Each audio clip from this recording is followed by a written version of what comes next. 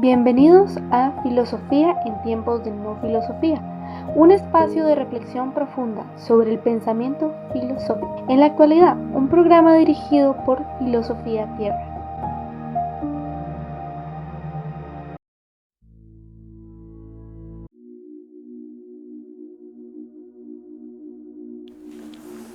Y sabemos que a los que aman a Dios, todas las cosas les ayudan a bien.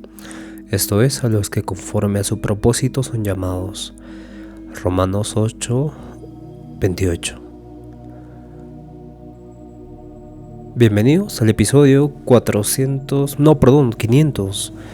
Episodio 500 y estamos en el día 7 de las meditaciones de Marco Aurelio. Y claro, son 500 episodios. Y bien, muchas gracias por escuchar, pero continuemos con el libro. Estamos en el libro 5 y claro, vimos la anterior sesión que Marco Aurelio nos habla sobre la finitud de la vida, ¿no? Sobre la temporalidad y la conducta frente a esta temporalidad. Ahora, en este quinto episodio, nos va a brindar pensamientos sobre las acciones diarias y la disciplina. Y esto es lo importante en el pensamiento helenístico. En este caso, específicamente en la corriente del estoicismo, ¿no? Porque Marco Aurelio es considerado uno de los principales estoicos a nivel histórico, a nivel global, básicamente. Bien, entonces sigamos la lectura para ver qué nos propone Marco Aurelio. Libro 5.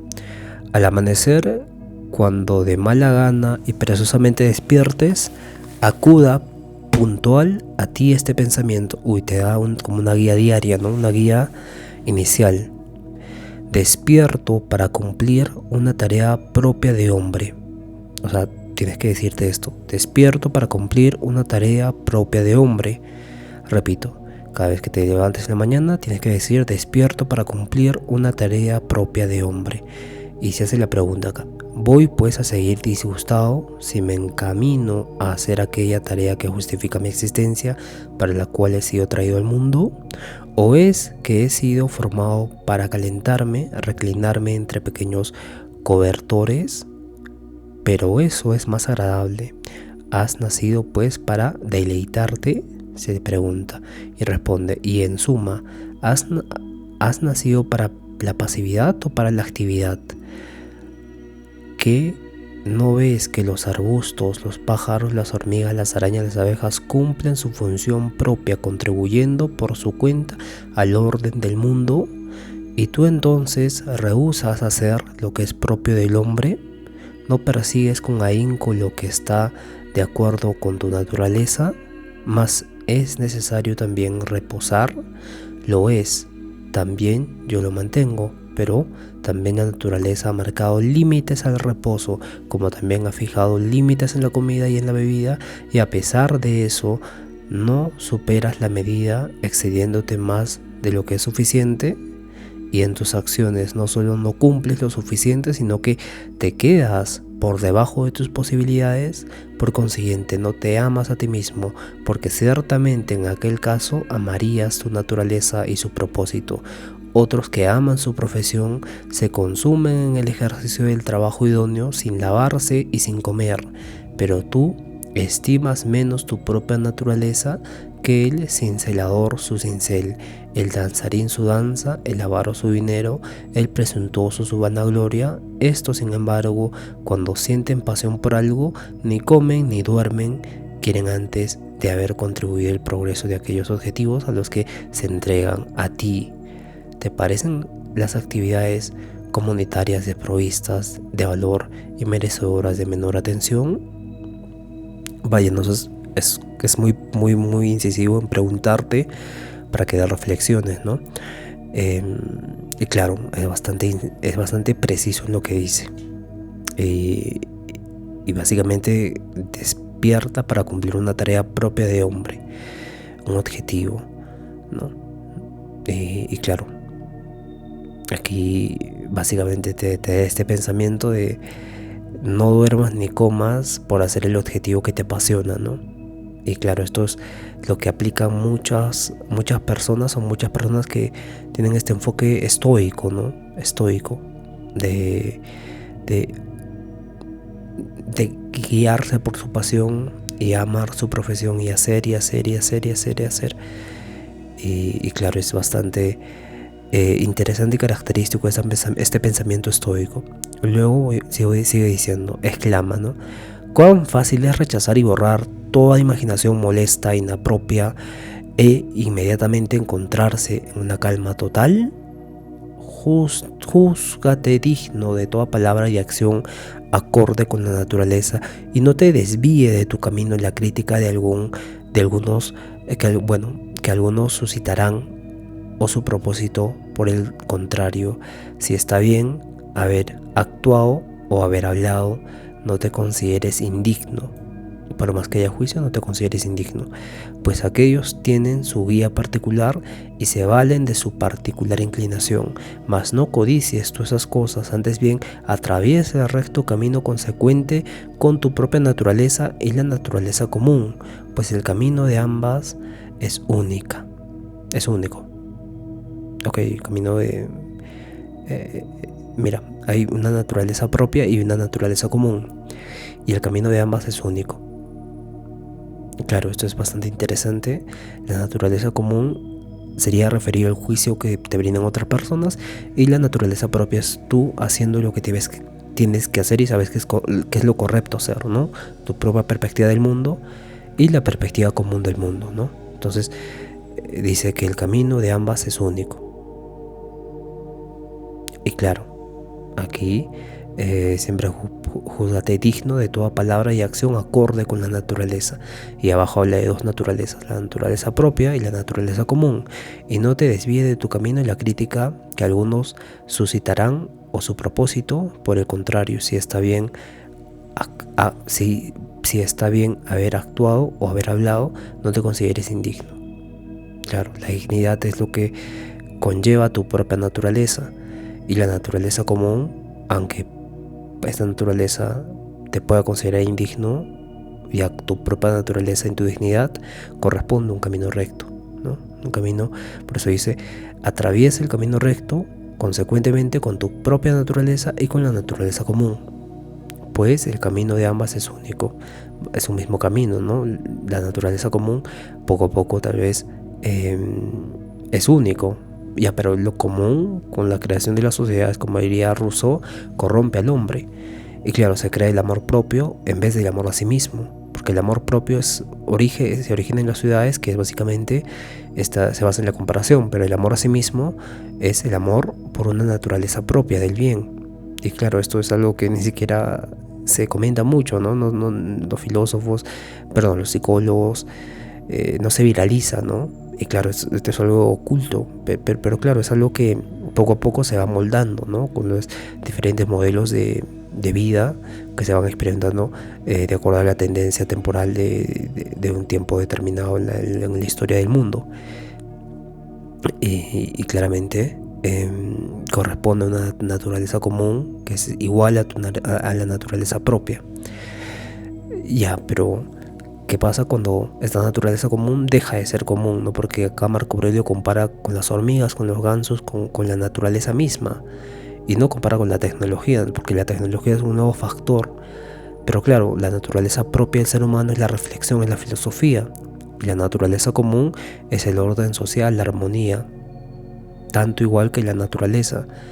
Y claro, ¿qué pasa cuando se distorsiona la naturaleza? Y claro, es esta reflexión Heidegger, ¿no? Con el concepto de Gestalt, y cómo instrumentalizamos a la naturaleza y la vemos como un instrumento para nuestros fines. Pero el punto está en que en este pensamiento estoico nosotros tengamos nuestra propia naturaleza recta, digna, y que claro, la naturaleza común se tiene que acoplar a esa naturaleza, a nuestra propia naturaleza, que sería recta, básicamente. Y la naturaleza que no es naturaleza común, por ejemplo, cuando vas a un barrio donde todos los días se bebe alcohol, Básicamente esa es la naturaleza común de esa zona, pero lo que Marco Aurelio no está diciendo, no está viendo esta naturaleza común, ¿no? Naturaleza social común, sino está viendo la naturaleza tal y como es, que es la vida misma, ¿no? La forma vívida de ser en el mundo. Pero ¿qué pasa cuando un bebé nace en una ciudad ya aglomerada, como en New York, por ejemplo, ¿no? Donde nunca, bueno, sí, en New York sí hay el Gran Parque de Nueva York, entonces otra ciudad. El punto es que qué pasa con un niño que no conoce la naturaleza, y claramente se le enseña, ¿no? Pero el punto está en que el ambiente que la rodea ya está como prefijado y se convierte en su propia naturaleza, de pensar, de actuar, de ser en el mundo. Ese es el punto, a eso quiere llegar. Su entorno moldea su naturaleza. Ya, entonces la naturaleza común termina siendo la naturaleza social común de ese niño, de esa persona. Entonces la naturaleza social común termina muchas veces, no voy a decir mal influyendo al hombre, pero termina consumiendo su naturaleza propia. Y claro, es un problema que Marco Aurelio no tenía en ese tiempo, ¿no? Porque no había diferentes cosas como la tecnología, como los conceptos sociales, redes sociales, aparatos tecnológicos, esta globalización extrema. Y claro, muchos conflictos sociales que ocurren en la actualidad no las tenía Marco Aurelio. Pero claro, aquí podemos acoplarlo a una nueva perspectiva. Lo estamos acoplando ahora con esta reflexión, ¿no? Yo no estoy como leyendo un panfleto sin conciencia, sino que llevándolo a nivel contemporáneo, y vemos que Marco Aurelio nos dice que ambos es un camino. Pero ¿por qué? Hay que explicar por qué somos un camino, porque la naturaleza propia termina involucrando en la naturaleza social común también. Y claro, esto es lo que Marco Aurelio nos está diciendo. El ejemplo de ese niño, ¿no?, que vive en este vecindario termina afectando su propia naturaleza y termina también alineando a la naturaleza social común que tiene él. Ya. Pero Marco Aurelio antes nos estaba dando como pasos. Por ejemplo, nos dice: despierta para cumplir una tarea propia de hombre. Ya, pero el concepto de hombre a lo largo de la historia se ha ido degenerando. El hombre en Grecia era ciudadano griego, reflexionaba y era ético. Y así sucesivamente se va cambiando, ¿no? Se va cambiando en diferentes contextos, en diferentes... pero claro, acá el universal de hombre termina siendo único, termina siendo algo fisiológico, ¿no? Pero el concepto de hombre tiene que ser ampliado mucho más, tiene que ser ampliado y altamente estudiado, ¿no? Y surge la antropología por ello. Y claro, ya hay conceptos antropológicos que lo califican al hombre en su autoctonía, ¿no? En su parte autóctona de origen. Y claramente termina quitándole un poco, arrebatándole el desarrollo filosófico del hombre a nivel histórico, ¿no? A nivel filosófico, el hombre básicamente es una persona digna que tiene dominio sobre sí mismo y dominio sobre el mundo exterior. Entonces, ¿cómo tienes dominio sobre el exterior, ¿no? Tienes dominio sobre el exterior en la manera en que tú percibes el mundo de otra forma, distinta a la naturaleza social común. Y ahí recién se considera un hombre que no como el que modifica la naturaleza, aunque sí se lo interpreta de esa forma, sino como un hombre que va de acuerdo a un propósito común, como diría Marco Aurelio, a cumplir una tarea propia de él mismo. Y claramente esto es bastante interesante porque Marco Aurelio se hace preguntas, ¿no? Por ejemplo, pero eso es más agradable, has nacido pues para deleitarte. O sea, está hablando de que hay como pasiones en el hombre y siempre han habido esta parte hedonista el hombre, ¿no? Porque busca el placer, lo más fácil. Por eso se pregunta también, ¿has nacido para la pasividad o para la actividad?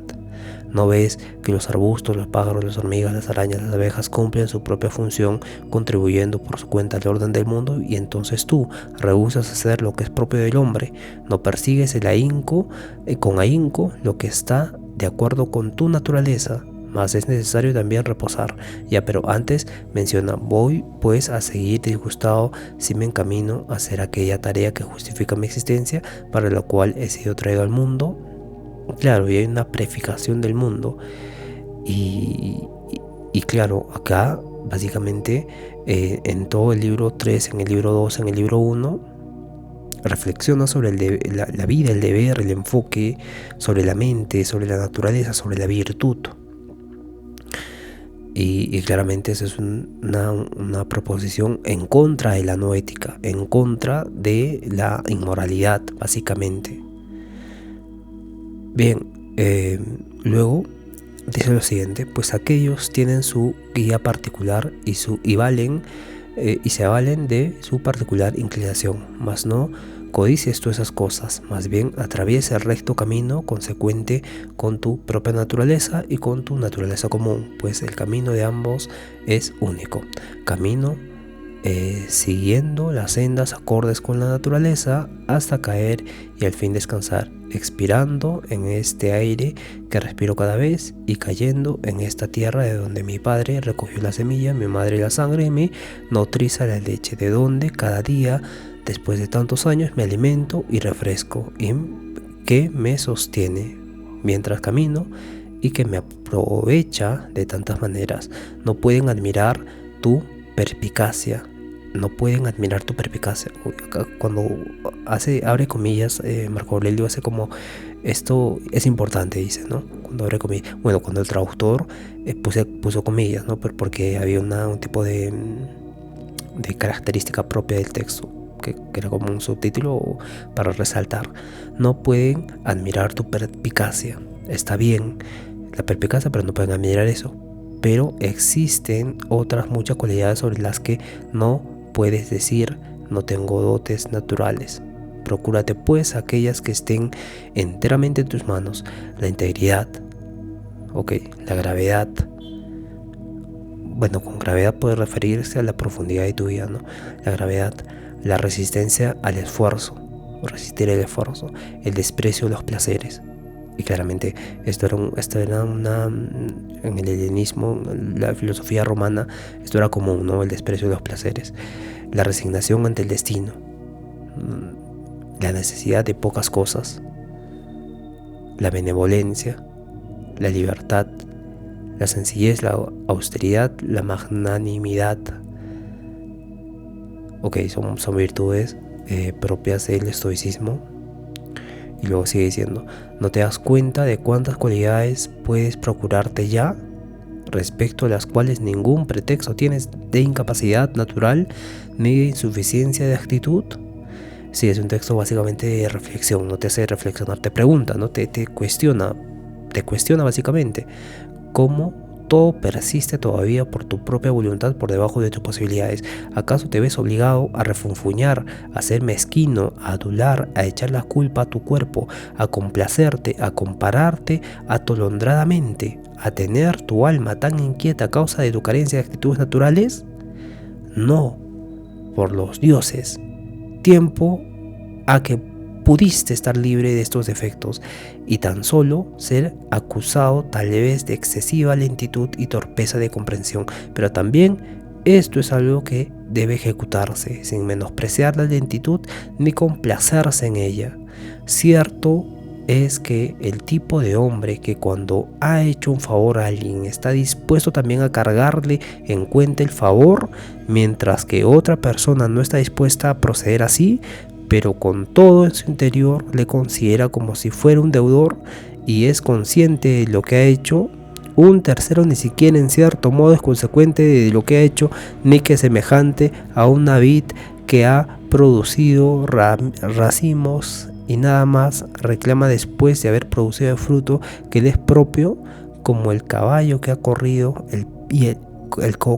que ha corrido, el perro que ha seguido a rastro de pieza o la abeja que ha producido miel hacia el hombre que hizo un favor, no persigue un beneficio, sino que lo cede a otro, del mismo modo que la vid se aplica a producir nuevos racimos a su debido tiempo. Luego, es preciso encontrarse entre los que proceden así, en cierto modo, inconscientemente, sí, pero hay que darse cuenta de esto mismo, porque es propio del ser sociable. Manifiesta darse cuenta de que obra de acuerdo y conforme al bien común, y por Zeus lo es también querer que su asociado se dé cuenta. Cierto es lo que dices, pero tergiversas lo que acabo de decir.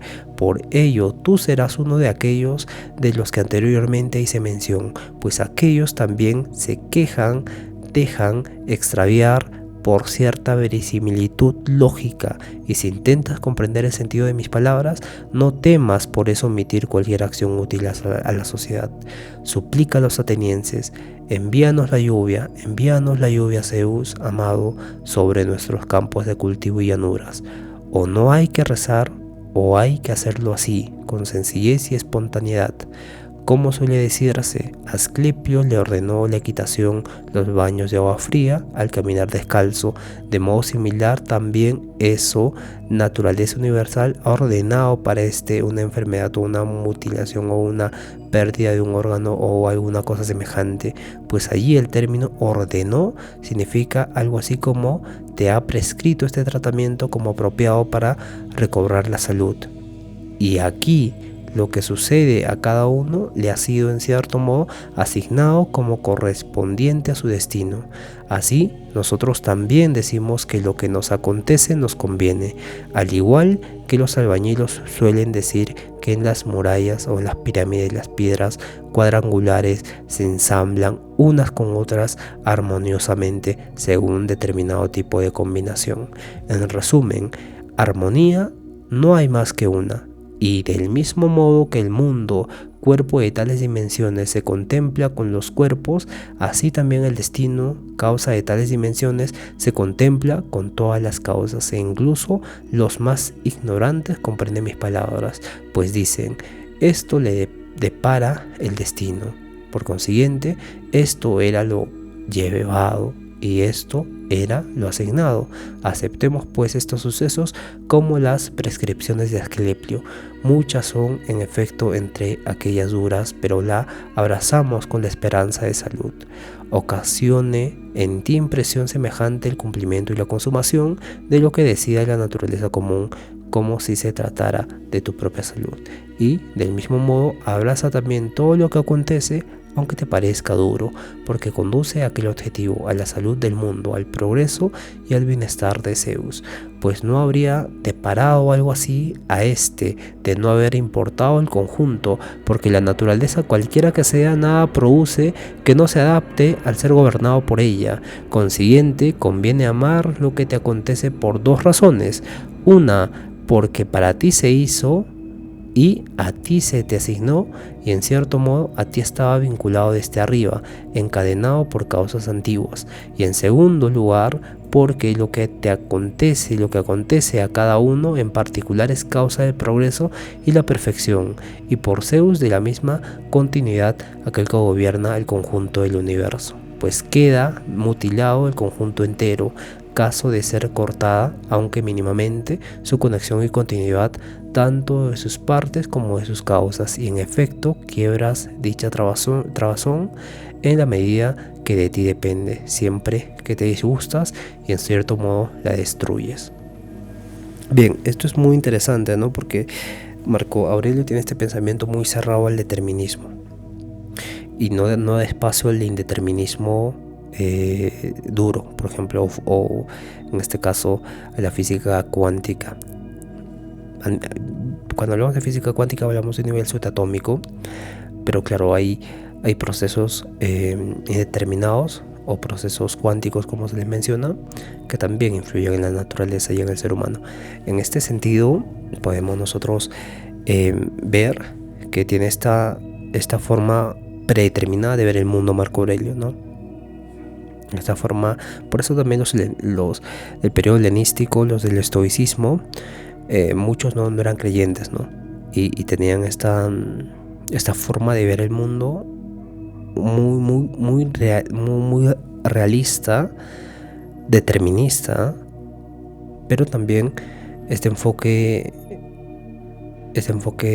con Marco Aurelio muy espiritual también, ¿no? Porque hablaba de destino, hablaba de esta vinculación con los dioses, y claro, era algo muy fuerte. Es una combinación bastante interesante el de Marco Aurelio con su determinismo, realismo, y con la creencia espiritual que maneja también. Claro, sin embargo, vimos como en anteriores textos que tratamos muy antiguos había diferentes puntos de vista, ¿no? En filosofía, uno tiene que tener su propia perspectiva del mundo, pero claro, siempre siendo humildes en el conocimiento y dejándonos enseñar por otros, aunque sea malo o bueno, aunque sea repetido, aunque sea algo incluso que te pueda parecer tonto. Siempre esta humildad epistémica es importante en filosofía, ¿no? Bien, entonces una vez aclarado esto, tomamos un descanso y continuamos en unos minutos, en unos segundos para usted. Bien, entonces continuamos con la lectura. No te disgustes, ni desfallezcas, ni te impacientes, si no te resulta siempre factible actuar de acuerdo con rectos principios. Por el contrario, cuando has sido rechazado, reemprende la tarea con renovado ímpetu y date por satisfecho si la mayor parte de tus acciones son bastante más humanas, y ama aquello a lo que de nuevo encamina tus pasos, y no retornes a la filosofía como a un maestro de escuela, sino como los que tienen una dolencia en los ojos se encaminan a la esponjilla y al huevo, como otro acude a la cataplasma, como otro a la loción, pues así no pondrás de manifiesto tu sumisión a la razón, sino que reposarás en ella. Bien, aquí es claro, ¿no? La razón no tiene que dominarte, sino que tienes que reposar en ella. Tienes que tener incluso dominio de la parte de la razón. Y claro, acá se puede confundir tener dominio con la razón a tener dominio de la razón. Y claro, en filosofía es muy soberbio y pensamos que la razón es lo más, y tenemos que dominar la razón, ¿no? O ser racionales. Y claramente acá está diciendo Marco Aurelio que incluso si no te resulta siempre factible actuar de acuerdo con rectos principios, por el contrario, cuando has sido rechazado, reemprende la tarea con un espíritu renovado y date por satisfecho si la mayor parte de tus acciones son bastante más humanas, y ama aquello a lo que de nuevo encamina sus pasos, y no retornes a la filosofía como a un maestro de escuela, sino como los que tienen una dolencia en los ojos se encaminan a la esponjilla y al huevo, como otro acude a la cataplasma, como otro a la loción. Ya, o sea, de forma natural, ¿no? O sea, para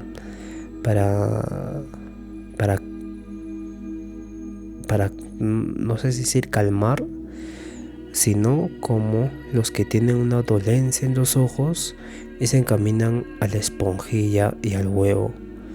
Ya, pues así no pondrás de manifiesto tu sumisión a la razón, sino que reposarás en ella.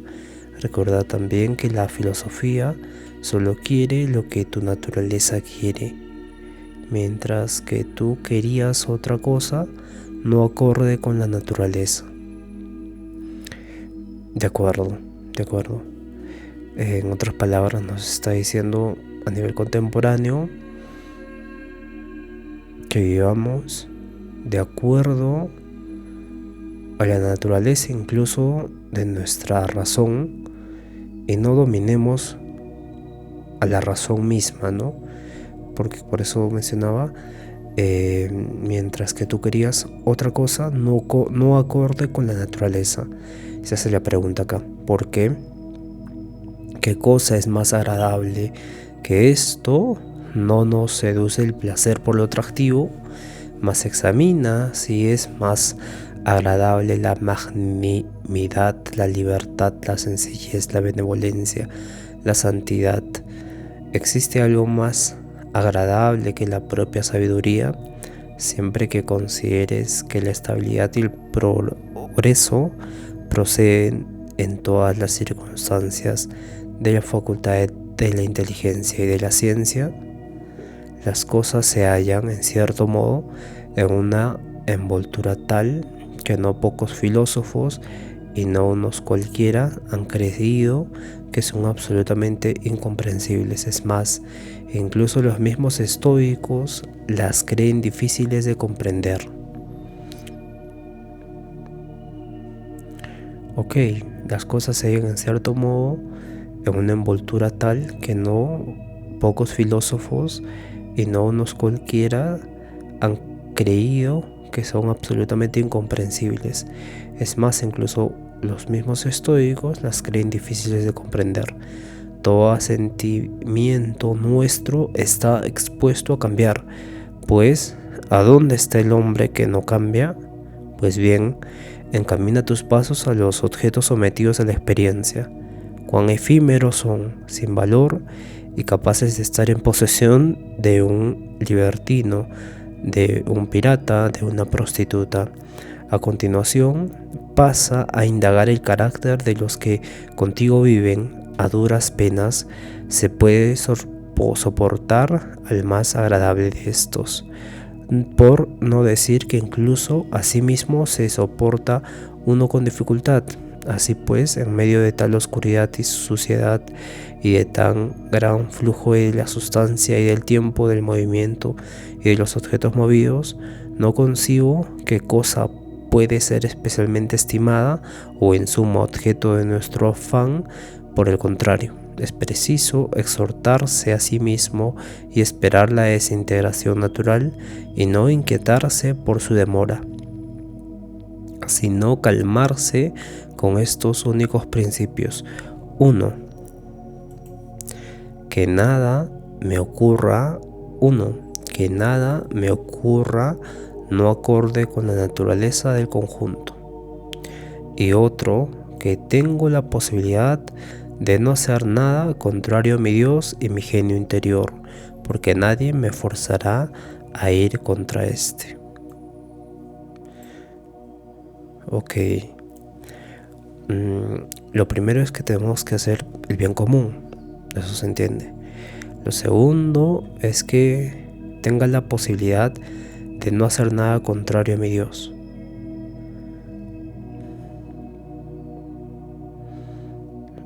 Ya. Lo que está reflexionando Marco Aurelio es muy profundo, porque está diciendo que a veces la naturaleza del conjunto puede ir en contra del genio interior o contra de Dios. Porque al final dice, porque nadie me forzará a ir contra este. Ya tenemos que tener la posibilidad de no hacer nada contrario a mi Dios y mi genio interior. Y luego dice, uno, que nada me ocurrirá no acorde con la naturaleza del conjunto. Que nada me ocurrirá no acorde con la naturaleza del conjunto. Bien, luego se pregunta, ¿para qué me sirve ahora mi alma? En toda ocasión, plantearme esta pregunta e indagar qué tengo ahora en esa parte que precisamente llaman guía interior y de quien tengo alma en el momento presente. ¿Acaso de un niño, de un jovencito, de una mujercita, de un tirano, de una bestia, de una fiera? Claro, está justificando esta guía interior, ¿no? Esta conciencia que te dice, haz esto, no haz esto, y te da la tranquilidad y paz de congruencia. Bien, entonces nos quedamos acá en el parágrafo número 12. Continuamos el día de mañana. Y bien, cuídense todos, un fuerte abrazo, conozcanse a sí mismos, autoobsérvense siempre, tengan mucha fe. Y nos vemos el día de mañana. Cuídense todos, un fuerte abrazo, sean felices y sean conscientes hasta el día de mañana.